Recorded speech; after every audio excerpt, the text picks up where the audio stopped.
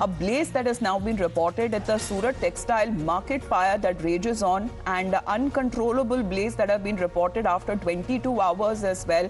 Over 40 fire engines that have been deployed, and half of the market, we are told, that has now been engulfed in flames. This is a fire that broke out at the Shiv Shakti textile market on Ring Road in Surat, and this was the second fire at the market reported in 2 days. Now, while Tuesday's incident claimed 1 life, no casualty was reported on the Wednesday's incident.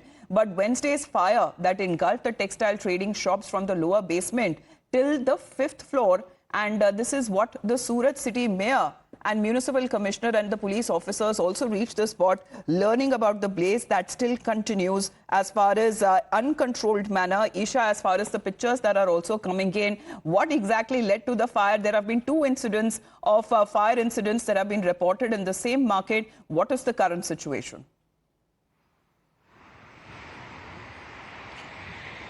Amita, so this is a tragedy that has emerged about the marketplace that the fire took place.